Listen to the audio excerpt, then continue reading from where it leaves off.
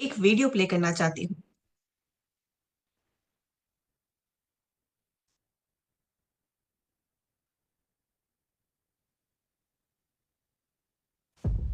क्या आप जानते हैं आपकी रोजमर्रा की आदतें आपकी सेहत के लिए खतरा बन सकती हैं? जंक फूड, मोबाइल की लत, रात भर जागना, मिलावटी खाना, एक्सरसाइज न करना, ये सब एक स्लो पॉइजन है जो धीरे धीरे आपके जीवन के लिए खतरा पैदा कर सकता है। दुनिया में हर साल 41 मिलियन लोग अनहेल्थी लाइफस्टाइल की वजह से अपनी जान गंवा देते हैं, यानी हर 2 सेकंड में एक जान जा रही है। भारत में हर 30 सेकंड में हार्ट अटैक की वजह से एक आदमी की जान जा रही है और इनमें से आधे लोग 40 साल से कम उम्र के हैं। डायबिटीज से हर साल 1.5 मिलियन लोग मरते हैं। मोटापे की वजह से हर साल 2.8 मिलियन लोग जान गंवा रहे हैं। PCOS, hormonal imbalance, depression, stroke, liver failure, ये सब सिर्फ एक ही वजह से हो रहा है और वो वजह है गलत लाइफस्टाइल। आपको लगता है कि ये सिर्फ डराने की बात है? तो एक मिनट रुकिए और सोचिए, आप दिन भर क्या खाते हैं? कितनी देर मोबाइल पर रहते हैं? कितनी बार एक्सरसाइज करते हैं?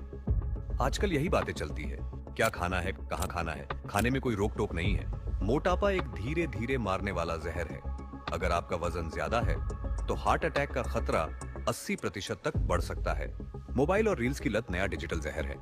मीडिया छोड़ के आप दोनों कितने दिन तक रह सकते हैं? That's not possible. That's not possible. ये एकदम ड्रग्स की तरह है, मतलब कुछ मिसिंग हो जाता है लाइफ से। एक आम इंसान रोज 7 घंटे मोबाइल में डूबा रहता है। मोबाइल एडिक्शन के कारण डिप्रेशन और एंजाइटी के केस 300% बढ़ चुके हैं। कहीं आप भी अपने ही दिमाग के दुश्मन तो नहीं बन रहे? स्ट्रेस एक साइलेंट किलर है जो आपको अंदर से खोखला कर रहा है।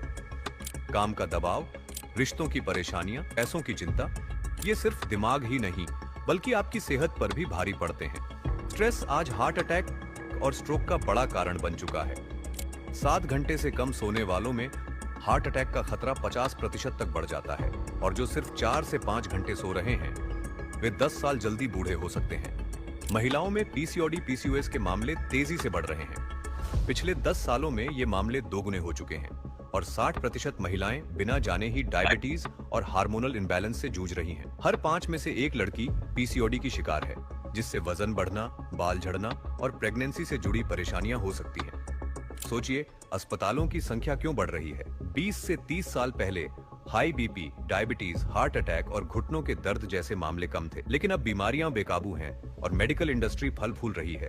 पहले शहर में गिने चुने अस्पताल थे, अब हर गली मोहल्ले में मल्टी स्पेशलिटी हॉस्पिटल और मेडिकल स्टोर्स खुल गए हैं। इलाज का खर्च भी हर साल आसमान छू रहा है। 2010 में जो बीमारी 10,000 में ठीक होती थी, अब उसका खर्च लाखों में है।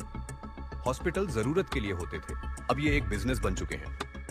क्यों बढ़ रही हैं ये बीमारियां? पहले क्यों नहीं थी इतनी बीमारियां? पहले के समय में लोग ज्यादातर खेतों में काम करते थे, साइकिल चलाते थे, पैदल चलते थे और मेहनत वाले काम करते थे। तब जंक फूड और प्रोसेस्ड फूड का नाम तक नहीं था। लेकिन आज की मॉडर्न लाइफस्टाइल ने सब कुछ बदल दिया है। फिजिकल एक्टिविटी खत्म हो गई है, मेहनत की जगह स्क्रीन टाइम बढ़ गया है, जिसका नतीजा मोटापा, डायबिटीज और हार्ट डिजीज के रूप में सामने आ रहा है। घर का पौष्टिक खाना छोड़कर लोग प्रोसेस्ड फूड खाने लगे हैं, जिससे बीमारियां तेजी से बढ़ रही हैं। बच्चों की एक्टिविटी भी कम हो गई है, खेलकूद की जगह मोबाइल ने ले ली है, जिससे मोटापा और मानसिक समस्याएं बढ़ रही हैं। सूरज की रोशनी से एलईडी तक का सफर बॉडी क्लॉक को बिगाड़ चुका है, जिससे अनिद्रा, स्ट्रेस और इम्यूनिटी कमजोर हो रही है। मिलावटी खाना जहर बन चुका है। केमिकल वाले दूध और सब्जियों से लिवर, किडनी और इम्यून सिस्टम पर बुरा असर पड़ रहा है। सेहत से बड़ा कोई निवेश नहीं। पैसा, करियर और परिवार सब जरूरी हैं, लेकिन अगर शरीर ही साथ नहीं देगा तो ये सब बेकार हो जाएगा। बीमारियों से बचने का सबसे अच्छा तरीका है सही जीवन शैली अपनाना। अभी भी समय है, अपनी आदतें बदलें, हेल्दी खाएं, एक्टिव रहें और खुद को इस स्लो पॉइजन से बचाकर एक लंबी और स्वस्थ जिंदगी की ओर कदम बढ़ाएं।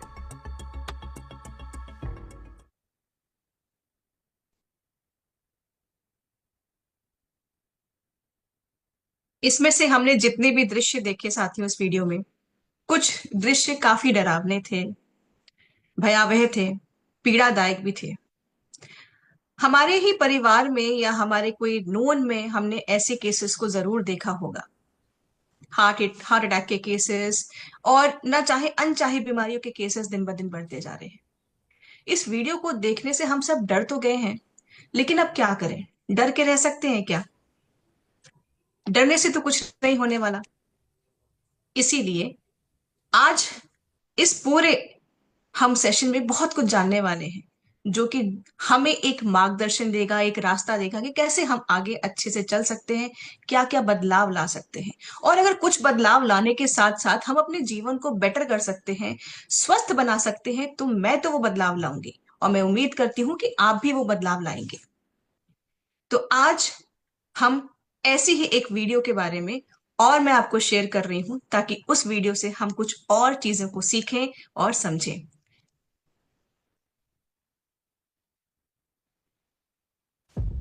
क्या आप हेल्दी लाइफ खुशहाल जिंदगी की कुंजी है। अगर बुरी आदतें हमें बीमार कर सकती हैं, तो अच्छी आदतें हमें स्वस्थ और खुशहाल भी बना सकती हैं। सही माइंडसेट और लाइफस्टाइल से हम अपनी जिंदगी बदल सकते हैं।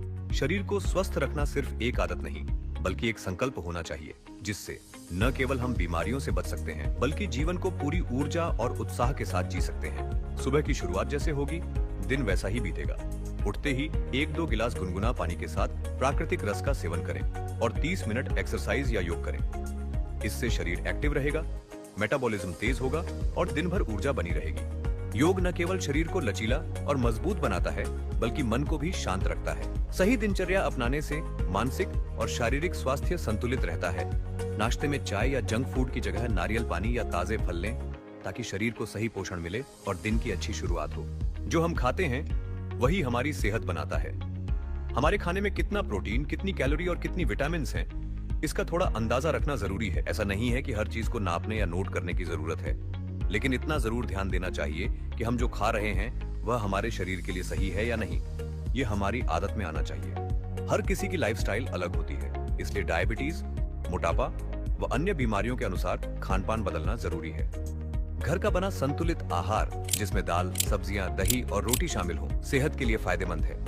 जबकि अधिक तेल, मसाले और फास्ट फूड शरीर को कमजोर कर कई बीमारियों का कारण बनते हैं। प्रोटीन युक्त आहार जैसे दालें, पनीर, दूध और नट्स मांसपेशियों को मजबूत करते हैं, जबकि ताजे फल, हरी सब्जियां और पर्याप्त पानी शरीर को स्वस्थ और डिटॉक्स रखने में सहायक होते हैं। रात का खाना हल्का और समय पर खाएं, ताकि पाचन सही बना रहे और नींद अच्छी आए। आज के समय में मोबाइल और स्क्रीन टाइम सेहत के बड़े दुश्मन हैं। ज्यादा इस्तेमाल से आंखों पर असर पड़ता है, स्ट्रेस बढ़ता है और नींद प्रभावित होती है।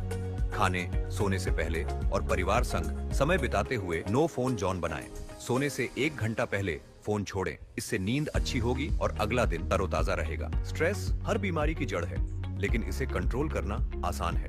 रोज कुछ मिनट मेडिटेशन करें, नेचर में समय बिताएं और पसंदीदा चीजें करें, जैसे म्यूजिक सुनना, डांस या गार्डनिंग। छोटी खुशियों को अपनाएं, स्ट्रेस से मुक्त रहें और जीवन को हल्केपन से जीने की आदत डालें। हमारे शरीर को स्वस्थ रखने में अच्छी नींद की अहम भूमिका होती है। दिन भर की भागदौड़ और मानसिक तनाव के बाद शरीर को सही आराम मिलना जरूरी है, वरना धीरे धीरे थकान, चिड़चिड़ापन और कई स्वास्थ्य समस्याएं जन्म लेने लगती हैं। सोने और जागने का एक तय समय रखें, जिससे बॉडी का नेचुरल रिदम बना रहे। अच्छी नींद एनर्जी बढ़ाती है, याददाश्त मजबूत करती है और इम्यून सिस्टम को बेहतर बनाती है। अगर आप लंबी, खुशहाल और हेल्दी जिंदगी चाहते हैं, तो सही आदतें अपनाना शुरू करें। हेल्दी लाइफ सिर्फ अच्छा दिखने के लिए नहीं, बल्कि खुशहाल जीने के लिए भी जरूरी है। सही खान-पान, नियमित व्यायाम और सकारात्मक सोच अपनाएं। आज ही पहला कदम उठाएं।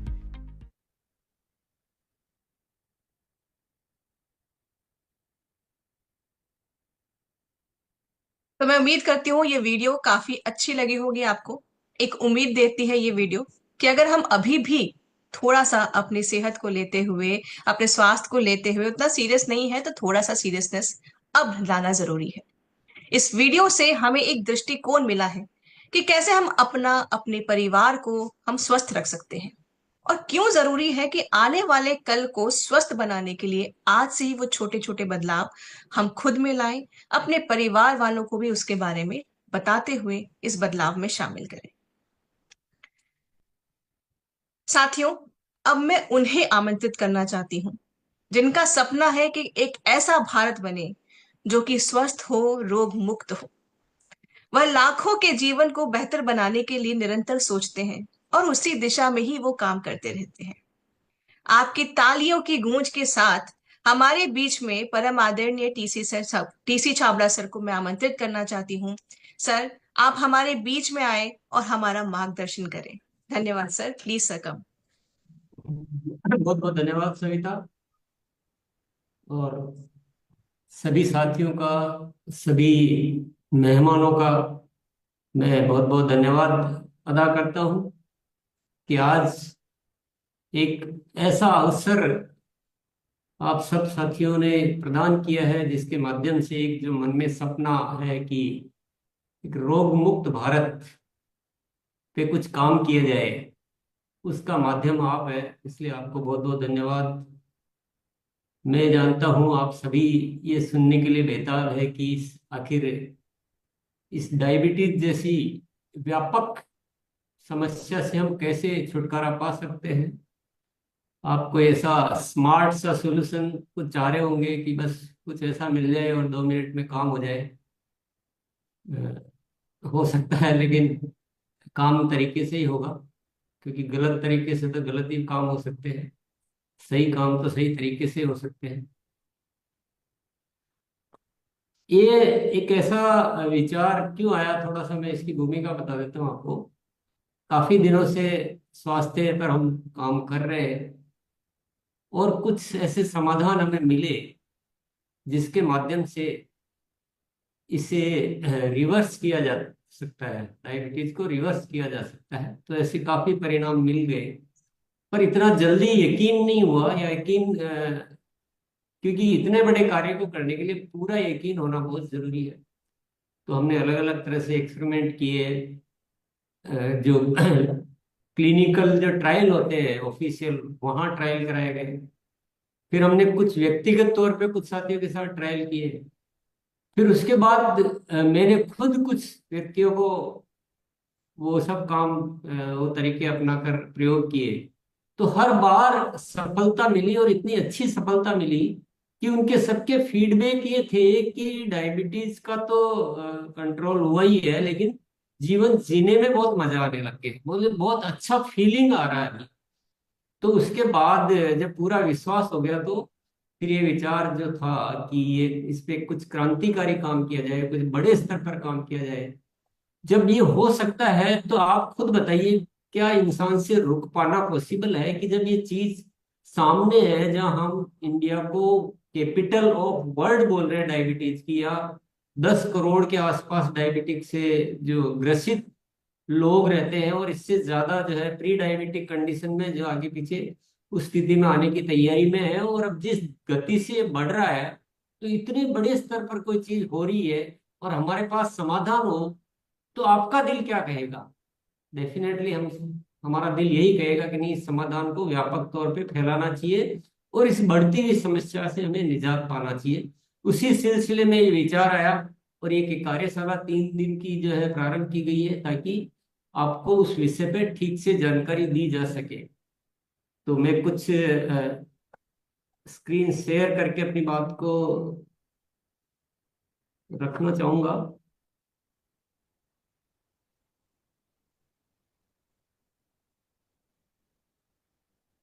मेरे ख्याल से आपको स्क्रीन दिख रही होगी।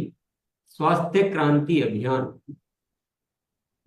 स्वास्थ्य क्रांति अभियान, ये शब्द आपको थोड़ा सा एक अजीब सा लग रहा होगा साथियों, क्योंकि केवल एक डायबिटीज का विषय नहीं है, ये संपूर्ण स्वास्थ्य के बारे में हम जो अपने विचार बना चुके हैं, हम जो अपनी मान्यताएं बना चुके हैं, हम जिस तरह से सोच रहे हैं, वो उसमें बहुत बड़े बदलाव की जरूरत है। आजकल हम सब को एक ऐसा विश्वास दवाओं पर हो चुका है कि हम कुछ भी करने के लिए तैयार हो जाते हैं, कि कुछ भी होगा तो दवा है ना, अस्पताल है ना, डॉक्टर है ना। जबकि वो बात में बहुत उल्टा है ये।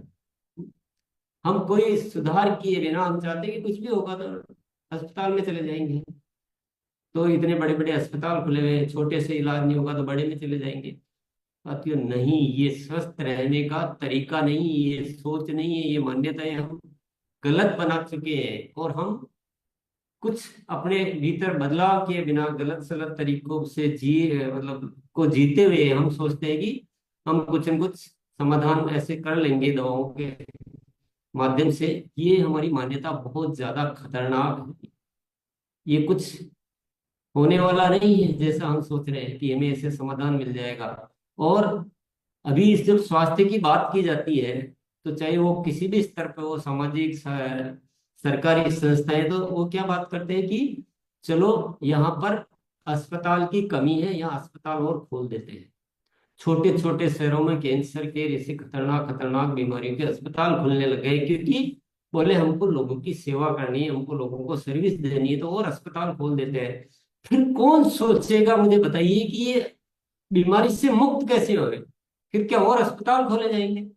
फिर घर कम अस्पताल ज्यादा हो जाएंगे शहर में। ये इसको तो स्वास्थ्य नहीं कह सकते साथी। तो ये कौन सोचेगा कि इनकी जरूरत को खत्म किया जाए और रोग मुक्त जीवन जिया जाए, दवाओं की निर्भरता को समाप्त किया जाए। इसी दिशा में चलिए ये हम बात करेंगे। हालांकि हम आज का विषय डायबिटीज का है, तो हम बात करेंगे डायबिटीज नियंत्रण के प्राकृतिक उपाय क्या है। इस पे आगे बढ़ते हैं। सबसे पहले मैं कुछ भ्रम जो हमारे समाज में फैले हुए हैं उनके बारे में बात करूंगा। ये एक बहुत बड़ा भ्रम फैला रखा है कि डायबिटीज कभी रिवर्स नहीं होती है, जिंदगी भर दवा लेने के अलावा कोई उपाय नहीं है। और ये भ्रम जो है ना, ये बहुत बड़ी समस्या है। इस भ्रम की वजह से कोई ये सुनने को तैयार नहीं होता कि ऐसा कुछ हो भी सकता है क्या। जब सुनने को तैयार नहीं होता तो विश्वास नहीं करता, विश्वास नहीं करता तो मानता नहीं है। तो ये इस भ्रम को मिटाना सबसे पहले जरूरत है। तो कुछ साथियों को अपने रिजल्ट लाके दिखाना पड़ेगा, ताकि समाज में ये अच्छी तरह से फैलाया जा सके कि ऐसा कुछ भी नहीं है। डायबिटीज बहुत आसानी से रिवर्स हो सकती है, बहुत आसानी से। मतलब आसानी का मतलब हमको जो काम करने हैं वो करने पड़ेंगे, लेकिन ये बिल्कुल भ्रम है। और इस भ्रम को मिटाना इस डायबिटीज क्षेत्र में कार्य करने में सबसे बड़ी अहम जरूरत है। ये नेक्स्ट जो भ्रम है, हम सोचते हैं कि नियमित दवाई लेकर और अपने शुगर लेवल को मैनेज करते हुए हम स्वस्थ जीवन बिता सकते हैं। कि हम तो ये ले लेते हैं और हमारा चेक करते रहते हैं, ठीक है, तो हमारा हेल्थ सही चल रहा है। ये बहुत बड़ा भ्रम है। एक तो उस दवाई के साइड इफेक्ट हो ही रहे हैं, कोई दवाई ऐसी नहीं जिसके साइड इफेक्ट नहीं हो। दूसरा, आपके जो ऑर्गन जो डैमेज है, जो काम नहीं कर रहे हैं, तो शरीर ऐसा नहीं बना हुआ है कि आपका एक ऑर्गन काम नहीं करेगा तो आपके बाकी चीजें, क्योंकि ये सारे लिंक्ड है एक दूसरे से। ऐसा नहीं लीवर का अलग काम है कि हार्ट का अलग है, फेफड़ों का अलग है, पेनक्रियाज का अलग है, या आपका आमाशय का अलग है। सारे जो बहुत ही एक कहते हैं बहुत भगवान की अद्भुत रचना है, जिसमें सारे ऑर्गन एक दूसरे पर निर्भर है। तो आप किसी एक को खराब रख के और चलते हुए आप सोच रहे हो कि हम स्वस्थ जी रहे हैं, ये बिल्कुल बहुत बड़ा भ्रम है साथियों। ये कोई सही तरीका नहीं है। हमको हर चीज सही होनी चाहिए। दवाओं पे निर्भरता खत्म होना ही स्वास्थ्य की निशानी है। दवाओं पर निर्भर रह के और हम सोचते हैं कि स्वस्थ, तो ये गलत है, ये भ्रम है। थोड़ा सा इसको हटाइए, मतलब सही है। क्या हटाना है सर? चलो कोई बात जी। नहीं। ये जो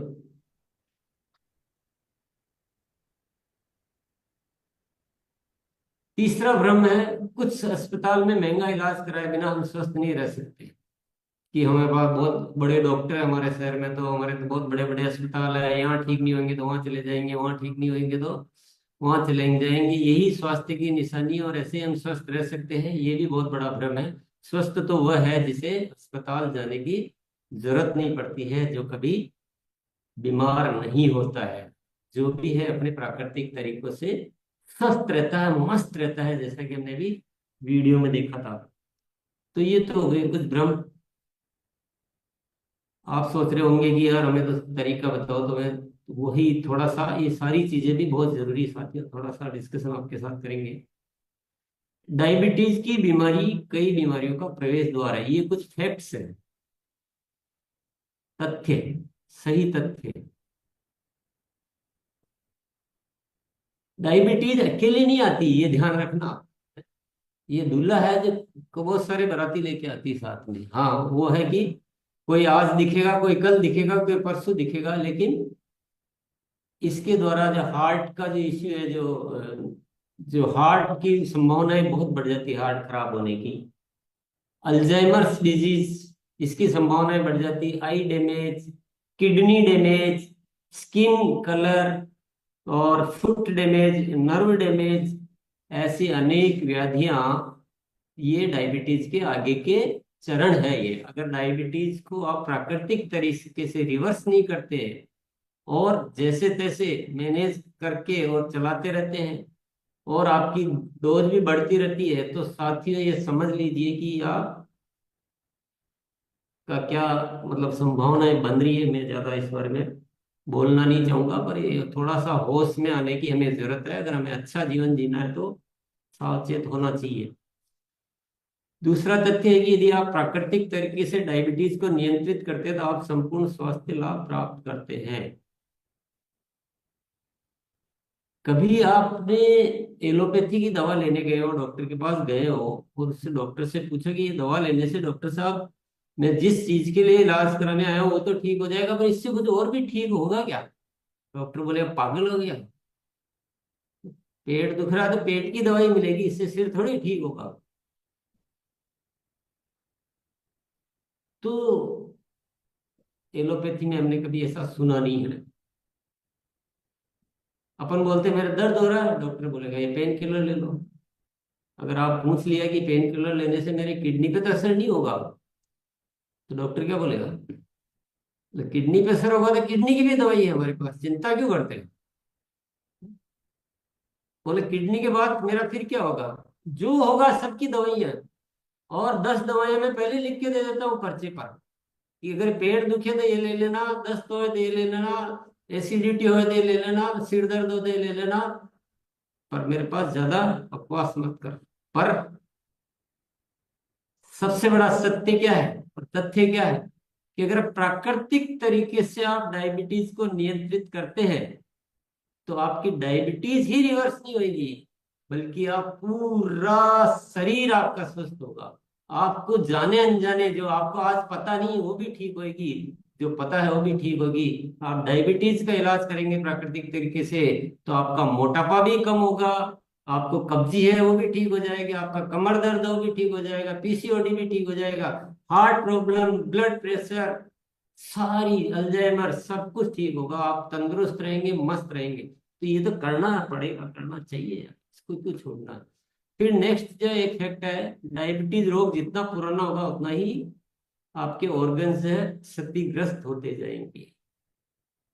तो ये किसी भी गलत फहमी में हमें नहीं जीना चाहिए कि चल रहा है मेरा तो चल रहा है। हम क्या होता है कि बस आज को देख लेते हैं, भविष्य के लिए क्या कर रहे हैं उसको नहीं देख पाते। तो इसको रोग को पुराना नहीं करना है और हमें जल्दी से जल्दी प्राकृतिक तरीके से इसको रिवर्स करना है।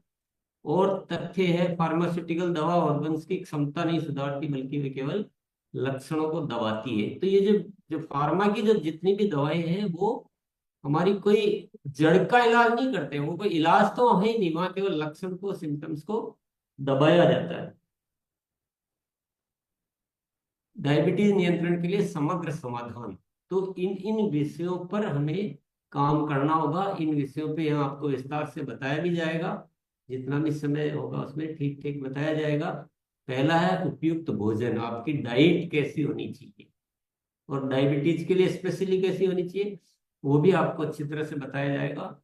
जीवन शैली कैसी होनी चाहिए इस विषय में, हालांकि ये सारी चीजें संपूर्ण स्वास्थ्य पे काम करेगी, ये तो फायदा ये मैं पहले ही बता चुका हूँ। तो ये भी कवर किया जाएगा। सकारात्मक सोच कैसी, हमारी सोच पॉजिटिव सोच कैसे होनी चाहिए, व्यायाम व प्राणायाम, ये सप्लीमेंट्स कुछ और सहायक ऐसे प्राकृतिक सप्लीमेंट, कोई दवा वगैरह नहीं, प्राकृतिक सप्लीमेंट जिनके माध्यम से इन चीजों पे काम करके हम आराम से बहुत अच्छा जीवन जी सकते हैं। और कोशिश यही की गई है कि आप ये सारी सुझाव ऐसे दिए जाएंगे जो आप आसानी से कर सकते हैं। कोई असंभव जैसी कोई 15 साल हिमालय पर बैठ के तपस्या करना जैसा कि आपको महीना भर का उपवास करने जैसा वो चीजों को हम नहीं ले रहे हैं। हम ऐसी चीजों को ले रहे हैं जो आराम से की जा सकती है। सिर्फ एक अच्छा इरादा, अच्छा मन और पूरी तैयारी, दृढ़ इच्छा शक्ति की जरूरत है। दवा आधारित उपचार जो फार्मास्यूटिकल, जो एलोपैथी दवाएं होती हैं, इस उपचार और प्राकृतिक तरीके से उपचार में जो अंतर है वो हम थोड़ा सा समझ लेते हैं कि वहां पर हमारा रोल बहुत ज्यादा नहीं होता है। जो दवाई लिखी वो क्या करेगी, बस हमें क्या लगता है, यार हाँ सिर दुख रहा था और दवाई लेते मेरे तो ठीक हो गया। आप इसकी परवाह नहीं कर पा रहे हैं, न वो दवा देख पा रही है, न डॉक्टर सोच रहा है इस विषय पे कि ये दवा तो ले ली आपने, उस लक्षण को तो दवा दिया, पर जिस वजह से जो सिर दुख रहा था वो प्रॉब्लम तो आपने अंदर दबा दी, जो भविष्य में जाके, तो वहां हम ये सारी चीजों से मुक्त होते हैं और हमारा कबाड़ा होता रहता है। लेकिन प्राकृतिक तरीके से जब उपचार करेंगे तो हमारी भूमिका इसमें पूरी आ जाएगी। हमें बहुत सारी आदतों को बारे में समझना है, जीवन शैली को समझना है, हमें विचारों को समझना है, तो थोड़ा सा हमारा रोल बहुत महत्वपूर्ण है। इसलिए मेरे प्यारे साथियों, आप नोटबुक ले लें, पेन ले लें, अच्छी तरह से चीजों को नोट कर लें, और थोड़ा सा अपने लिए, थोड़ा दुनिया के लिए, थोड़ा समाज के लिए, थोड़ा आने वाली पीढ़ी के लिए अपनी एक जिम्मेदारी को मानते हुए थोड़ा सा दिल को थोड़ा सा तैयार कर ले। बहुत सारे सब साथी बोलते रहते हैं कि क्या करें, मेरे से होता नहीं है। तो ये जो कार्यशाला है ये इसीलिए की गई है कि हम मानसिक रूप से इस तरह से तैयार हो जाएं, जहाँ इतनी बड़ी जरूरत है वहाँ हमें कोई बलिदान तो नहीं देना पड़ रहा है, पर आपकी वजह से अगर इस देश से ये डायबिटीज की समस्या कम हो सकती है, तो क्या आप उसके भागीदार बनना चाहेंगे? अपने दिल से पूछे, क्या आप चाहते हैं कि आप बीमारियां अपने शरीर में बढ़ाना शुरू करें, जिसका असर आपकी आने वाली पीढ़ी पर पड़े, उनके बच्चों पर पड़े? भले ही वो बीमार होए तो हो जाए, मेरे से तो ऐसा नहीं हो सकता। क्या आपका मन उस चीज के लिए तैयार है साथियों? इसलिए उसमें इसमें अंतर है, इसमें हमारा रोल बहुत महत्वपूर्ण है, उसमें हमारा रोल ज्यादा नहीं होता है। तो हमारी क्या आदतें पड़ चुकी है, आदतें पड़ चुकी है कि कुछ भी हो, दवा ले लो, अभी तो चलाओ गाड़ी, बाद में होगा जो देखा जाएगा। तो फिर आजकल महिलाओं को क्या हो गया है, पुरुषों को क्या हो गया है, आजकल बच्चे पैदा करने में महिलाओं को समस्याएं आ रही है, पहले क्या क्या स्थितियां थी। तो ये तो आज थोड़ी सी गिरावट हुई है, धीरे धीरे आगे आने वाला भविष्य तो देखिए, थोड़ा सा तो जागरूक हो जाइए, जग जाइए, जग जाइए प्लीज। तो मैं सभी से अनुरोध करूंगा, आपने मेरी बातों को ध्यान से सुना है, मैं तो केवल भूमिका के लिए आया हूँ, बाकी यहाँ बहुत सारे विशेषज्ञ आएंगे, आपको बहुत अच्छे तरीके से बताया जाएगा। हमारी पूरी कोशिश है, हमारे दिल में एक अच्छी अद्भुत भावना है कि आप सब लाभ उठाएं और इस समाज में अपने इस बात को फैलाएं। आप खुद अपने ऊपर प्रयोग करके आप स्वस्थ बने और इस समाज में सबको धीरे धीरे स्वस्थ बनाने का बीड़ा उठाएं। यही इस कार्यशाला का उद्देश्य है। जरूर आपका सहयोग मिलेगा, इसी आशा के साथ बहुत बहुत धन्यवाद।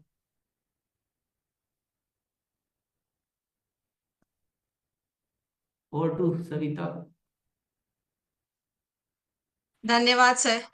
सर, जिस तरह से आपने हमें समझाया और जिन बारीकियों से हमें अवगत कराया, उसके लिए बहुत बहुत धन्यवाद। ये सत्य है साथियों कि डायबिटीज अकेले नहीं आता है, बहुत सारी बीमारियों को अपने साथ लेके आता है। और डॉक्टरों का कोई नुकसान नहीं होता है, जैसे सर ने कहा, हर एक बीमारी की हर एक दवा है, वो दवा की लिस्ट कभी छोटी नहीं होती है। धन्यवाद सर। साथियों, अब मैं बुलाना चाहूंगी हमारे बीच में एक ऐसे व्यक्ति को जिनका नाम आप सब बहुत अच्छे से जानते हैं, जिनको आप सब कई सेशंस में भी सुन चुके हैं। जी हाँ, तो आप सबके सामने मैं बुलाना चाहूंगी उन्हें, जिन्होंने मधुमेह में और न जाने कितनी बीमारियों में सही गाइडेंस देते हुए लोगों के जीवन को चेंज किया है। मधुमेह में हमारे आहार का भी बहुत ज्यादा एक इंपॉर्टेंट रोल प्ले होता है कि किस तरह से हम खाना बनाते हैं, क्या खाना बनाते हैं, हम क्या खा रहे हैं, किस तरीके से खा रहे हैं, कब खाना चाहिए। ये सारे फैक्टर्स, छोटे छोटे फैक्टर्स हैं। सुनने में तो लगता है कि भाई क्या फर्क पड़ता है, कभी भी कुछ भी हम खा सकते हैं, पर नहीं, फर्क पड़ता है। और इसके बारे में हम और जान सकते हैं, समझ सकते हैं, और इसी को समझाने के लिए हमारे बीच में डाइटिशियन ईशा वशिष्ठ जी हैं, जिन्होंने अपने अनुभवों से कई लोगों की जिंदगी को गाइड किया है और एक सकारात्मक बदलाव लाया है, जिनको हाल ही में ही India most admired wellness expert का अवार्ड से भी सम्मानित किया गया है। आइए आज हम उनसे सीखेंगे कि मधुमेह से पीड़ित लोगों को किस प्रकार से आहार लेना चाहिए और कैसे इस मधुमेह जैसी बीमारी को, प्री डायबिटीज जैसी बीमारी को हम रिवर्स कर सकते हैं। तो आइए मेरे साथ हम इनको सुनते हैं। एक थम्स अप देंगे मुझे कि ताकि मैं समझ पाऊं कि आपको आवाज आ रही है। अभी तो नहीं आई। नमस्कार, मेरा नाम ईशा वशिष्ठ है। मैं एक सर्टिफाइड डाइटिशियन हूँ और मेरा मिशन है कि मैं एक रोग मुक्त भारत बनाऊं। आज इस वर्कशॉप के माध्यम से हम बहुत सारे डायबिटीज पेशेंट्स को, जिनको ऑलरेडी शुगर की बीमारी है और वो इसे रिवर्स करना चाहते हैं, उनकी हेल्प करने की, उनकी मदद करने की कोशिश कर रहे हैं। ये 3 दिन का वर्कशॉप प्लान किया गया है। आज डाइट पर स्पेशल बात की गई है और मुझे मौका मिला है कि मैं डाइट पर बात कर सकूं और आपको अपनी एक्सपर्टाइज से बता सकूं कि डायबिटिक रिवर्सल के लिए, डायबिटीज मैनेजमेंट के लिए, शुगर लेवल्स को कंट्रोल करने के लिए कौन सी डाइट सही है। तो सबसे पहले डाइट के बारे में बात करने से पहले मैं आप सबको रिक्वेस्ट करूंगी कि आपको अपनी डाइट के लिए कुछ रूल्स, कुछ ऑप्शंस को आज समझना है, ताकि आप अपनी डाइट को खुद प्लान कर सकें। सबसे इंपॉर्टेंट चीज किसी भी डायबिटिक पेशेंट के लिए, किसी भी शुगर के मरीज के लिए होती है कि उसका शुगर लेवल एकदम स्पाइक ना हो। वो कुछ ऐसा ना खा ले जिससे एकदम उसका ब्लड शुगर बढ़ जाए। यानी अगर मेडिकली बोला जाए तो उन्हें high GI, high glycemic index वाले फूड्स नहीं खाने हैं। हर फूड का अपना एक ग्लिसेमिक इंडेक्स का स्कोर होता है। आप उसे गूगल पर चेक कर सकते हैं, ऑनलाइन चेक कर सकते हैं। आपको 55-60 से नीचे वाले स्कोर वाले फूड्स खाने हैं आपको, ताकि आपको सस्टेन्ड एनर्जी मिले, आपका शुगर लेवल स्लोली रिलीज हो और बॉडी उसे अच्छे से प्रोसेस कर पाए, वो शुगर ब्लड में ना पड़ी रहे। क्योंकि अगर आपकी शुगर लेवल हाई होती है, यानी एक्सेसिव शुगर ब्लड में पड़ा है, दैट मीन्स वो आपके ऑर्गन्स को हार्म कर सकता है, वो हार्ट को हार्म कर सकता है, किडनी को हार्म कर सकता है। इसीलिए हम चाहते हैं कि हम आपकी डाइट ऐसे प्लान करवाएं ताकि आपका शुगर लेवल जो है ब्लड का, वो नॉर्मल रहे और जो एकदम से शुगर स्पाइक है वो आपके ब्लड में ना हो। तो आपको लो जीआई फूड्स लेने हैं। जितने भी आपने फ्रूट्स लेने हैं, आप उन्हें गूगल पर चेक कर सकते हैं कि क्या उसका ग्लिसेमिक इंडेक्स कम है। तो जैसे बेरीज, एप्पल्स, पियर, आप ये फ्रूट्स ले सकते हैं, इनका जीआई कम होता है। सब्जियां आपको इस तरह चूज करनी है। सिर्फ यही सब्जियां नहीं है जिनका जीआई कम है, आप गूगल पर सर्च कर सकते हैं, बहुत लंबी लिस्ट है। और आप बहुत सारी सब्जियों में से चूज कर सकते हैं जिनका ग्लिसेमिक लोड, ग्लिसेमिक इंडेक्स कम होता है। ज्यादातर सब्जियों का ग्लिसेमिक इंडेक्स लो ही रहता है। अब यहाँ पर एक और इम्पॉर्टेंट चीज जो मैं आपको बताना चाहती हूँ, अगर आप गेहूं खाते हैं या राइस खाते हैं, इन दोनों ग्रेन्स का ग्लिसेमिक इंडेक्स बहुत ज्यादा होता है। तो आपने देखा होगा आज की डेट में हमारी सरकार भी मिलेट्स पर फोकस कर रही है। मिलेट्स, मोटा अनाज जो हमारे पूर्वज खाते थे, तो उससे अगर आप अपनी डाइट में इंक्लूड करेंगे तो उनका जीआई भी कम होता है और डायबिटीज रिवर्सल में आपको मदद मिलेगी अगर आप नॉर्मल गेहूं या चावल को छोड़कर इस अनाज पर स्विच करें। और इनकी क्वांटिटी भी कितनी होनी चाहिए वो भी मैं आपको कुछ ही देर में बताने वाली हूं। जैसे आप बाजरे का आटा ले सकते हैं, ओट्स का आटा भी इजीली अवेलेबल है, वो आप ले सकते हैं।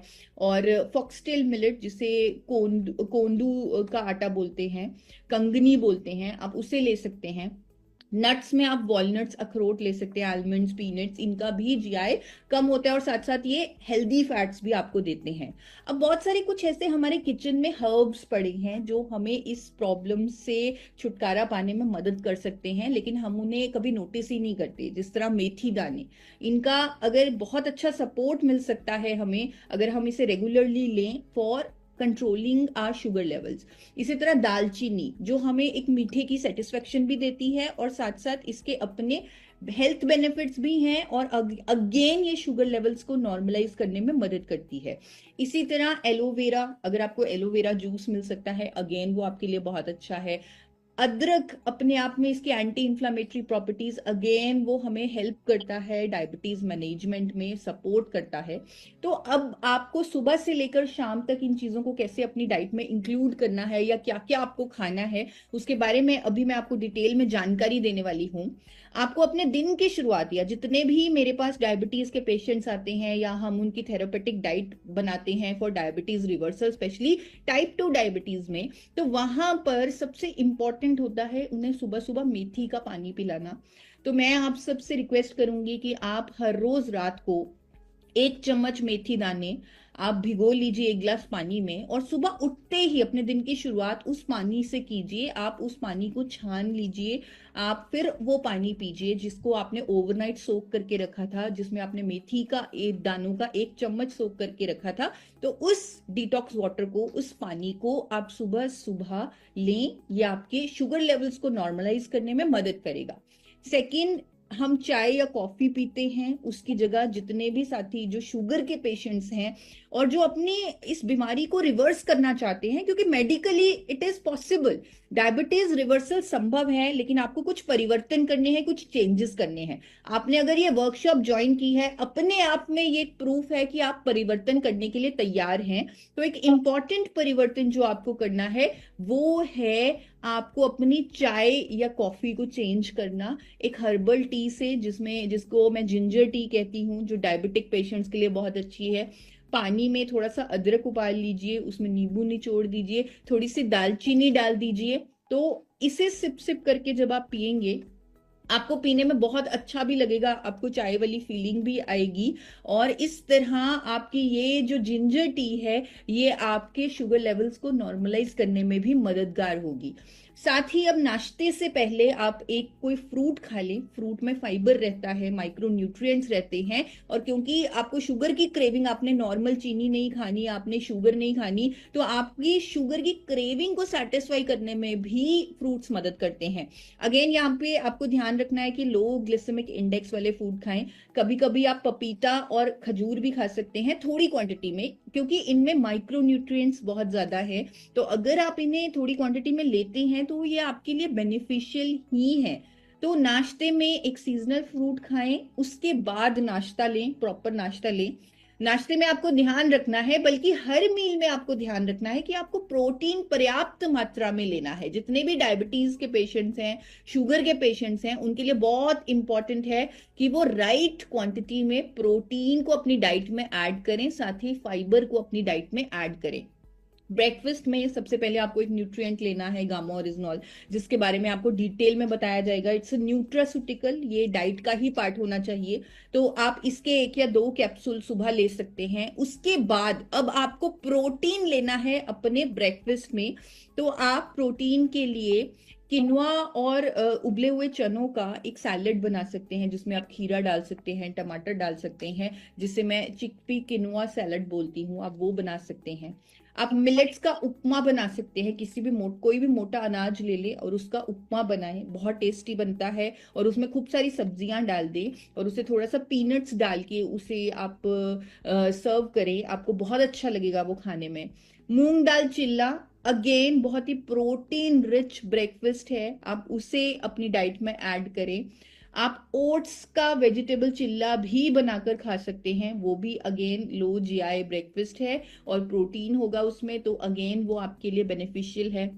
और सबसे अच्छा जो प्रोटीन का सोर्स मुझे लगता है और जो मैं अपनी डाइट में बहुत ज्यादा खाती हूँ वो है स्प्राउट्स। आप सुबह अगर स्प्राउट्स की चाट खा लें वो आपके लिए बहुत अच्छा होगा। कभी कभी ब्रेड खाने का मन करे तो मल्टीग्रेन ब्रेड खाएं। वैसे हम नॉर्मली डायबिटीज के पेशेंट्स को ब्रेड खाने के लिए मना करते हैं। तो अगर आपका कभी कभी मन करे मंथ में 1 बार, तो आप मल्टीग्रेन ब्रेड लेकर उसमें पनीर डालकर खा सकते हैं। आप इसी तरह ओट्स का उपमा भी बना सकते हैं, और आप बाजरे का परांठा बना सकते हैं। कभी कभी परांठा खाने का दिल करता है तो बाजरे के आटे का परांठा, लेकिन उसे तले नहीं, उसके ऊपर थोड़ा सा ऑयल लगा ले, उसे बनने के बाद एक तरह तंदूरी परांठा बना ले और उसमें ऊपर से ऑयल लगा लें। और मंथ में 1 बार पोहा, जो नॉर्मल पोहा हम खाते हैं, normally I do not recommend poha two diabetes patients, हम उन्हें मना करते हैं क्योंकि उसका जीआई हाई होता है।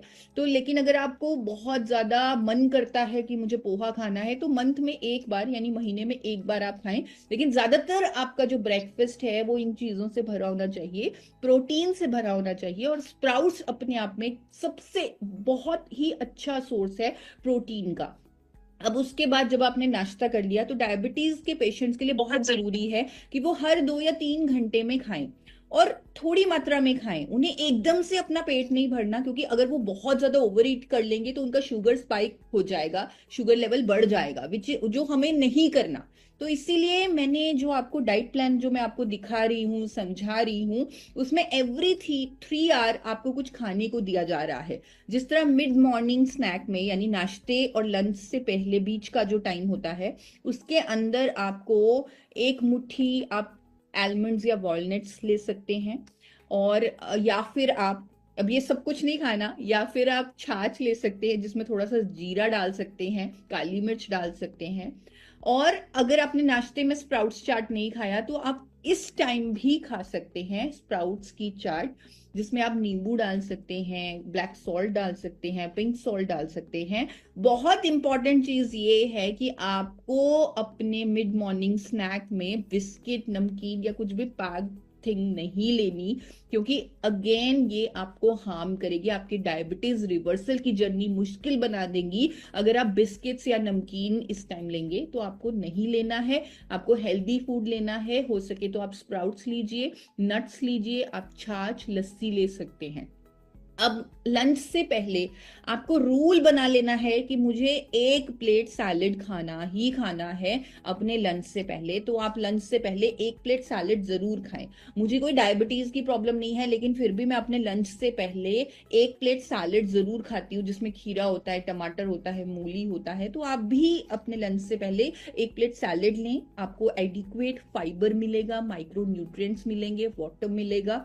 और लंच में आप अच्छे से जो आपको पसंद है वो खा सकते हैं। सैलेड लेने के बाद जैसे आप दाल ले सकते हैं, कोई भी सीजनल वेजिटेबल ले सकते हैं। अब यहाँ पर छोटा सा एक चेंज मैं कर रही हूँ लंच में, आपको रेगुलर गेहूं और चावल की जगह आपको लो ग्लिसेमिक इंडेक्स वाले मिलेट, मोटा अनाज की रोटी बनाकर खानी है, और रोटी की मात्रा आपको कम कर देनी है। जैसे आपकी प्लेट है, उस प्लेट में आपका 25% प्रोटीन होना चाहिए, 50% वेजिटेबल्स होनी चाहिए जिसमें सैलेड भी आ चुका है, और 25% बचा हुआ रोटी होनी चाहिए। यानी रोटी की मात्रा जो अब तक हम बहुत ज्यादा खा रहे हैं, चावल जो अब तक हम बहुत ज्यादा खा रहे हैं, उसे कम करना है। और एक इम्पॉर्टेंट चीज यहाँ पर मैं बताने वाली हूँ, क्योंकि बहुत सारे लोग मुझे जब मिलते हैं, बहुत सारे डायबिटीज के पेशेंट्स मुझे मिलते हैं, वो कहते हैं कि हम तो अपनी रोटी पर घी नहीं लगाते, या हम तो सूखी रोटी खाते हैं। तो वो सूखी रोटी खाना आपके शुगर लेवल को एकदम स्पाइक कर देगा। तो आई वुड रेकमेंड आप थोड़ा 1 या 2 ड्रॉप्स घी के उस रोटी पर डालें, उसे घी से मतलब उसके ऊपर घी लगा ले और फिर उसे खाएं। तो उससे उसका ग्लिसेमिक इंडेक्स जो लोड है वो कम हो जाएगा, और आपका जो शुगर है because of the healthy fats वो धीरे धीरे अप जाएगा। अब यहाँ पर आटा आपको कौन सा चूज करना है, आपको बाजरे का आटा या ज्वार का आटा या फॉक्सटेल जिसे कंगनी बोलते हैं, वो आटा आप यूज कर सकते हैं। अब लंच के बाद आती है बारी इवनिंग स्नैक की, जब हम नॉर्मल चाय लेते हैं, बिस्किट लेते हैं, तो वहां पर आपको बहुत ही इंपॉर्टेंट चेंज करना है। आपको भुने हुए चने खाने हैं। मतलब आप देखिए, जो भी मैं आपको डाइट प्लान बता रही हूँ, कहीं ना कहीं उसमें हम प्रोटीन ऐड कर रहे हैं हर मील में। तो आपको प्रोटीन लेना है। रोस्टेड चना एक बहुत ही बेहतरीन ऑप्शन है। थोड़े से आप 1 मुट्ठी चने ले सकते हैं भुने हुए, साथ में ग्रीन टी ले लीजिए या हर्बल टी ले लीजिए। अगर आपको बहुत मन करता है कि मुझे तो दूध वाली चाय पीनी है, तो जिस तरह अंग्रेज चाय पीते हैं, यानी ब्लैक टी में थोड़ा सा दूध मिलाकर, ऊपर से दूध को बॉयल नहीं करते वो, तो वैसे आप ले सकते हैं। लेकिन ऑफ कोर्स आपको चीनी नहीं डालनी है। और आप मखाने ले सकते हैं 1 मुट्ठी, या फिर आप पीनट की चाट बना सकते हैं जिसमें प्याज, टमाटर, नींबू डाल सकते हैं। और ग्रीक योगर्ट भी ले सकते हैं आप। ग्रीक योगर्ट मतलब आपने कर्ड को एक कपड़े में बांधकर, एक कोने में बांधकर लटका दिया, 4-5 घंटे वो वैसे ही लटका रहा और उसका सारा पानी ड्रेन हो गया, तब वो ग्रीक योगर्ट बन गया। और वो बहुत बहुत बहुत ज्यादा बेनिफिशियल है, specially for the patients of diabetes, क्योंकि वो हाई सोर्स ऑफ प्रोटीन बन जाता है जब उसका पानी ड्रेन हो चुका है। तो उसमें आप फ्लैक्स सीड्स डाल के खा सकते हैं, और ये आपका मिड मील हो गया, यानी डिनर से पहले वाला भोजन हो गया। उसके बाद डिनर में आपको 1 या 2 कैप्सूल गामा ओरिजिनॉल के लेने हैं। एंड देन डिनर में आपको जो जिस चीज का ध्यान देना है वो ये है कि यहाँ भी आपको प्रोटीन को ऐड करना है। और यहाँ पर आपको कोई भी आटा नहीं लेना, चाहे वो मिलेट है वो भी आपको नहीं लेना। आप सॉटे वेज ले सकते हैं, यानी सब्जी खूब सारी खा सकते हैं, सूप ले सकते हैं। और साथ में आप इन तीनों में से कोई भी ऑप्शन ऐड कर सकते हैं, यानी आप पनीर ऐड कर सकते हैं, टोफू ऐड कर सकते हैं, या दाल ले सकते हैं। तीनों भी थोड़ा थोड़ा लेना चाहिए, दैट इज ओके, बट इनमें से कोई एक ऑप्शन आई ऑलवेज रिकमेंड कि आप अपने डिनर में या तो पनीर खाइए या फिर टोफू खाइए या फिर दाल खाइए, ताकि आपको प्रोटीन डिनर में भी मिले। और डिनर को लाइट रखें, हर मील आपका लाइट होना चाहिए। दैट मीन्स आपको अपने पेट को 100% नहीं भरना है। जापान में एक प्रैक्टिस होती है, जापानीज लोगों को हेल्दी बोला जाता है और वहां तो डायबिटीज के पेशेंट्स नहीं पाए जाते। वहां पर लोग एक टेक्निक को फॉलो करते हैं, एक रिचुअल है उनका, हारा हाची बू। दैट मीन्स कि हमने अपने पेट को हर बार 80% ही भरना है, हमने उसे 100% तक नहीं भरना। तो आपको ये ध्यान रखना है, स्पेशली जिनको डायबिटीज है, कि आपको अपने पेट को 80% ही फिल करना है, 100% फिल नहीं करना। आप घर का बना हुआ खाना खाएं।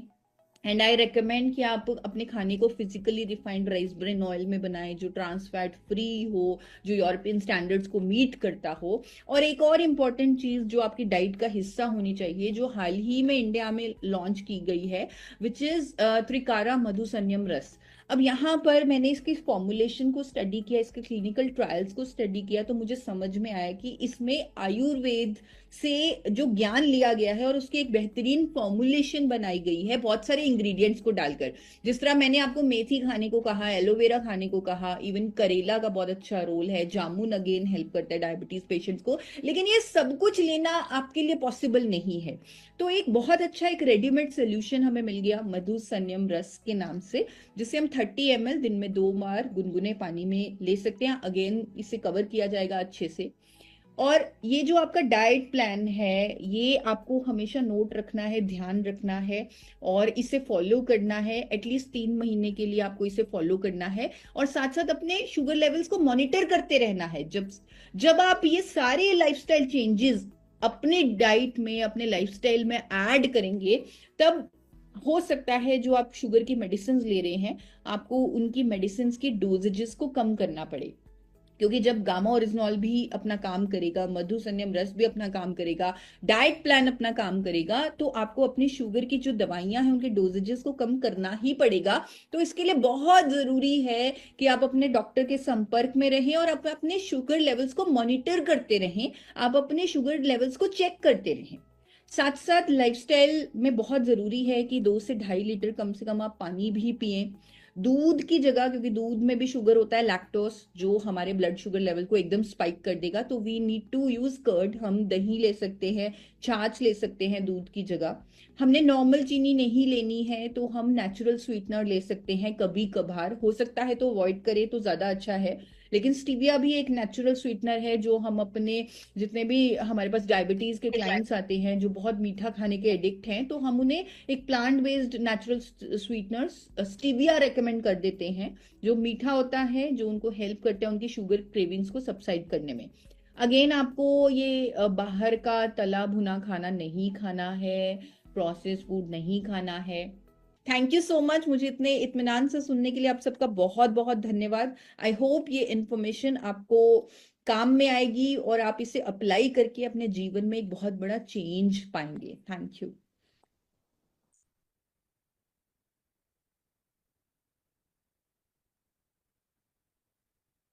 धन्यवाद ईशा जी। हमें आज बहुत सारी जानकारियां मिली है कि नहीं मिली है ना? तो अब हम, ये हमारे ऊपर है कि हम इन सही सारी जानकारियों को किस तरीके से, सही तरीके से अपने जीवन में शामिल कर सकते हैं और आने वाले टाइम में एक स्वस्थ जीवन लेते हुए बीमारियों से दूर रख सकते हैं। हमने आज ये तो समझ लिया कि क्या खाना है, कैसे खाना है, लेकिन अब बात करेंगे लाइफस्टाइल के ऊपर। हम अपने जीवन को किस तरह से देखते हैं, कैसे जीते हैं, इसका भी बहुत इंपॉर्टेंट रोल होता है हमारे ऊपर, हमारे जीवन में। इस विषय पे हमें जागरूक करने के लिए मैं हमारे बीच में फिर से आप सबके प्रिय, हम सबके प्रिय टीसी सर को बुलाना चाहती हूँ। सर, जी। आपका स्वागत है। आप प्लीज आए और हमें कैसे एक अच्छा जीवन शैली हम सब जी सकते हैं, छोटे छोटे बदलाव ला सकते हैं, उसके बारे में अवगत कराएं प्लीज सर। बहुत बहुत धन्यवाद ईसा जी। बहुत बहुत धन्यवाद। वो मैं सभी को बता देना चाहता हूँ कि वो देश की बहुत ही विख्यात और मोस्ट एडमायर्ड जो है, सबसे ज़्यादा प्रशंसनीय डाइटिशियन है, और बहुत ही डीप नॉलेज और बहुत रिसर्च आधारित वो बातें बताती है। और हमारे सब साथियों को आकर उन्होंने इतनी महत्वपूर्ण बातें बताई, आपने जरूर नोट किया होगा। और कई बातें तो ऐसी हैं जो हम जानते भी हैं पहले से, पर आप इनको अपनाना शुरू कर दीजिए, जानने से तो नहीं होगा, अपनाना शुरू करिए कीजिए। और मैं आपको एक बहुत रोमांचक बात बता देता हूँ कि ये इस तरह का जो आहार होता है ना, शुद्ध आहार, जो अपने घर पे अपन तैयारियों से, केवल आपको सपोज उन्होंने गेहूं अवॉइड करने के लिए कहा है, चावल हो, लेकिन बाकी चीजों में इतना स्वादिष्ट भोजन बनता है, क्योंकि मैं तो वो सबका प्रयोग करता हूँ, मैं तो वैसा ही भोजन करता हूँ, तो बहुत ही इंटरेस्टिंग। और कभी कभी मेरा जो खाना होता है वो बच्चे लोग और वो लड़ने लग जाते हैं कि नहीं मेरे को भी यही खाना चाहिए, यही खाना चाहिए, तो बहुत इंटरेस्टिंग बनता है, बहुत अच्छा। बस ये है कि हमें थोड़ा सा अवेयर रहना पड़ता है। अ, अभी आप बोलोगे कि सब हम तो एलोपैथी में जाते हैं, तो डॉक्टर तो बोलता है कि कुछ भी खाइए आप, कुछ फर्क नहीं पड़ता है। तो साथियों, उनको जो भी है उनको, क्योंकि वो मेडिकल की पढ़ाई करते हैं, तो उसमें वो डाइट वाइट का उनको नहीं बताया जाता है, उनको तो केवल सिम्टम्स, ये सिम्टम्स है और उसके लिए क्या इलाज है, तो वो जो उनकी पढ़ाई है। पर आजकल अच्छे अस्पतालों में भी डाइटिशियन वगैरह रखने लग गए हैं, क्योंकि अब सब, आखिर तो सत्य ही रहता है। पर इसको अपनाएंगे बहुत अच्छे से आपको। और जो बहुत सारे ऑप्शन उन्होंने दिए हैं, चाय की जगह जो अदरक की चाय जो हम पीते हैं, तो बहुत ही स्वादिष्ट लगती है, बहुत मजा आता है, मतलब आपको रियली फील होगा कि आज कुछ आनंद आया है। तो इस डाइट का विशेष ध्यान रखेंगे। और अब कुछ मैं आपके साथ कुछ और बातचीत करना चाहूंगा लाइफ स्टाइल के बारे में। आप कहोगे कि मैं एक्सपर्ट थोड़ी हूँ, लेकिन मैं मेरे सिर्फ इसी बात पे एक्सपर्ट हूँ कि मेरे पास दो चीजें ज्यादा अच्छी है, कि मेरी एक तो अ, इच्छा शक्ति बहुत जबरदस्त मेरे भीतर भरी हुई है कि इस देश को रोग मुक्त किया जाए। दूसरा, मैं पर्सनली, मेरे को अनुभव है इतने सालों का, क्योंकि मैं बचपन से ही एक प्राकृतिक तरीके से जीवन जीता आया हूँ, तो बहुत सारे अनुभव है। और दूसरा, मेरा ये सब्जेक्ट है, इसमें मेरी बहुत रुचि है, तो रिसर्च भी बहुत की हुई है। तो थोड़ा सा हम बातचीत करते हैं लाइफ स्टाइल के बारे में। फिर अगेन थोड़ा सा स्क्रीन को भी साथ में ले लेते हैं, थोड़ी सी हेल्प रहेगी। सही जीवन पद्धति, सही जीवन पद्धति, थोड़ा सा इसमें क्या है कि रूट में हमें जाना पड़ेगा, कि जड़ों में जाना पड़ेगा।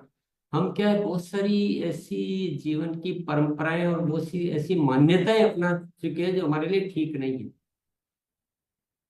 विशेष तौर से मैं बात करूंगा, तो जो पहले का जो जीवन होता था, तो आदमी अ, अपना काम स्वयं करता था। अ, काम करना, फिजिकल काम ज्यादा होता था पहले। अभी जैसे उसको एक निम्न स्तर का मान लिया गया है, या पता नहीं कुछ चीजें छूट चुकी है। ऐसे ही आविष्कार, कुर्सी का जो आविष्कार हुआ है, ये बहुत गलत आविष्कार हो गया हमारे साथ। ये समझिए कि हमारे साथ बहुत बड़ी त्रासदी हो गई है कुर्सी, क्योंकि ये बैठने का बिल्कुल भी साइंटिफिक तरीका नहीं है कुर्सी पर बैठना। हालांकि मैं भी कुर्सी पे बैठा हूँ, मैं बहुत जल्दी निर्णय ले चुका हूँ कि मैं इसे थोड़ा सा बैठने का सिस्टम ठीक करूंगा, ये गलत सिस्टम है। तो चलिए कुछ बातचीत करते हैं आगे। लाइफस्टाइल में क्या क्या मुख्य घटक है, मतलब सब्जेक्ट क्या क्या होते हैं। एक तो सक्रियता, जो अभी मैं बात कर रहा था, कि जो ह्यूमन बॉडी बनी हुई है सक्रिय रहने के लिए बनी हुई है, ये पड़े रहने के लिए, शिथिल रहने के लिए, या एक जगह बैठ के काम करने के लिए बनी ही नहीं है। भगवान ने बनाया नहीं, जैसे पक्षियों को उड़ने के लिए बनाया है, हिरण को भागने के लिए बनाया है, इंसान को भी काम करने के लिए बनाया है, वो दिन भर कुछ न कुछ करता रहे। लेकिन ये सक्रियता के विषय पे हम थोड़ी बात करेंगे। एक शारीरिक घड़ी, बॉडी क्लॉक होती है, इसका सारा टाइमिंग आप देखोगे। अगर आपका 1 बजे आप रोज खाना खाते हैं सिस्टमेटिक वे में, अब आप सिस्टमेटिक नहीं है तो आपको पता नहीं, पर 1 बजे रोज खाना खाते हैं, 9 बजे सोते हैं, 4 बजे उठते हैं, या और बाकी आपकी जो क्रियाएं हैं वो समय पे करते हैं, तो आपकी बॉडी अपने आप वो टाइम पे काम कर लेती है। लेकिन इसको भी मेंटेन करना, इस विषय पे भी थोड़ा सा समझने का विषय। शरीर की एक प्रकृति होती है, उसको समझना है। शरीर संतुलन, विश्राम, मानसिक अवस्था, सामाजिक दायरा, आदतें, भोजन, ये इस तरह के ये मुख्य घटक है जो जिन विषयों पे समझना चाहिए। चलिए एक एक विषय पे बात करते हैं। सक्रियता। तो शरीर को सक्रिय बना के रखना है, तो बहुत सारी चीजें तो बहुत कॉमन है जो रोज ही बात की जाती है, जैसे नियमित व्यायाम है, पैदल चलना, साइकिलिंग, सीढ़ियां चढ़ना आदि। और डायबिटीज के केस में मैं स्पेशली बताता हूँ कि ये चीजें बहुत इंपॉर्टेंट है। आप केवल थोड़ा घूम लिए या थोड़ा योगा कर लिया वो काफी नहीं है, आपको ये साइकिलिंग करना चाहिए, सीढ़ियां चढ़नी चाहिए, खूब सारी तैरना बहुत अच्छी एक्सरसाइज रहती है, खेल होने चाहिए जीवन में, और फिजिकल वर्किंग होनी चाहिए। ये सब कुछ आपके भरा रहना चाहिए ना, दिन भर आपका बॉडी कुछ न कुछ करती रहे, काम करती रहे, बैठना नहीं है, रुकना नहीं है, वो हेल्थ के लिए अच्छा नहीं है। तो बहुत सारी चीजों की हम चर्चा करते हैं, बहुत सारी चीजों के लिए नहीं भी करते हैं। आप अब ध्यान रखिए कि कुछ भी कर रहे हैं कोशिश कीजिए कि उसमें हमें हमारा फिजिकल भी इन्वॉल्वमेंट आए। सपोज आप किसी से बात भी कर रहे हैं, थोड़ा आपको इन चीजों का ध्यान रहेगा तो आप बात करते करते भी थोड़ा एक्शन में आएंगे, थोड़ा सामान उठाना तो खुद उठाएंगे, खुद करेंगे। तो ऐसे थोड़ा सा ध्यान रखना है, और खुद के काम खुद करें। भौतिक कार्य में जो अपने जो भी व्यक्तिगत तौर पे काम होते हैं, कुछ सामान उठाना है, कुछ अपने कपड़े धोने वगैरह है, साफ सफाई करना है, या ये सब चीजें महिलाओं के लिए तो और भी बहुत सारे काम होते हैं। इससे क्या होता है, इसमें एक मनोविज्ञान और शामिल है। तो फिजिकली तो ये काम करता ही है, लेकिन जब हम अपना काम स्वयं करते रहते हैं तो हम मानसिक रूप से ये महसूस कर पाते हैं कि मैं अभी स्वस्थ हूँ, मैं बूढ़ा नहीं हुआ हूँ। अभी क्या बात करते हो, मैं तो अभी बिल्कुल एक्टिव हूँ, जवान हूँ। ये फीलिंग कैसे आएगी? ये फीलिंग आएगी जब आप काम करते रहेंगे, थोड़ा बहुत खेलते रहेंगे, चाहे आप कुछ भी खेल रहे हैं, बैडमिंटन खेल रहे हैं या वगैरह जो भी आप साइकिल चला रहे हैं, तो आपका मन जो है ना अपने आप को बूढ़ा नहीं मानता है। जब मन बूढ़ा नहीं मानता है तो तन उसके अकॉर्डिंग, अपने आप मन के अकॉर्डिंग तन को होना पड़ता है। तो इस साइकोलॉजिकल में ये चीजें बहुत काम करती है। निरंतर बैठक नहीं करें ना। अगर किसी भी साथी के बैठने का काम है कि उसको दिन भर कुर्सी पे बैठा रहना पड़ता है, तो प्लीज इसको अवॉइड किए, ये बहुत ही गलत है स्वास्थ्य के लिए। आप क्या करें फिर, हर आधा घंटे में बीच बीच में उठ जाएं, थोड़े से जॉइंट रोटेशन कर ले, थोड़ी स्ट्रेचिंग कर ले, कुछ भी कर ले, कुछ श्वास, गहरी श्वास ले ले 4-5, कुछ ओमकार बोल ले, कुछ प्राणायाम कर ले, कुछ भी करें। ऐसी आदतें बनाए कि हर थोड़ी देर में आप उठ जाते हैं। कभी कोई दोस्त आए हैं तो चलो यार थोड़ा टहलते टहलते बात करते हैं। तो कुछ भी आप थोड़ा सा, ये आदतें बहुत मजेदार आदतें हैं, मजेदार चीजें हैं, लेकिन ये करना चाहिए। और ये जो भी चीजें मैं बता रहा हूँ स्पेशली डायबिटीज के लिए नहीं है, क्योंकि आप इतनी देर आपने डाइट प्लान भी देखा होगा तो आपको लग रहा होगा कि डायबिटीज के लिए बता रहे हैं, कि मोटापे के लिए बता रहे हैं, कि ब्लड प्रेशर के लिए बता रहे हैं, कि ये जो अच्छी जीवन शैली होती है वो हर चीज के लिए होती है। यही तो फायदा। नेक्स्ट जो है, व्यायाम अपनी अपनी क्षमता के अनुसार करें। व्यायाम में कई बार क्या होता है कि हर साथी का अलग अलग वो होगा, किसी की बॉडी कैसी है, किसी की बॉडी कैसी है, किसी का वेट कितना उठा सकता है, कोई कितना बेंड कर सकता है। तो ये थोड़ा सा ध्यान रखने की जरूरत है। अपनी अपनी क्षमता के अनुसार व्यायाम करना, न इतना कम करें कि शरीर को कुछ हुआ ही नहीं, न इतना ज्यादा करें कि शरीर में अनावश्यक कुछ दिक्कत हो जाए। शारीरिक घड़ी, इसकी बात करते हैं चलो। शरीर एक बॉडी क्लॉक होती है।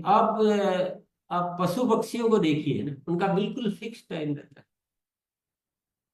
तो वो उसी समय उनको भूख लगती है, उसी समय वो पानी पिएंगे, उसी समय उठेंगे, उसी समय वो सब कुछ करते रहते हैं। हम अगर इसको डिस्टर्ब करते हैं तो हमारा सारा सिस्टम डिस्टर्ब हो जाता है। तो ये प्रकृति ने घड़ी बनाई हुई है, तो हमको उस घड़ी का पालन करना चाहिए, चाहे भोजन करने का समय, पानी पीने का समय, सोने उठने का समय। प्रकृति ने क्या किया है, सोने का समय रात बनाई, उठने का समय दिन बनाया, सारी व्यवस्थाएं की हुई है। लेकिन इंसान को इतना अपने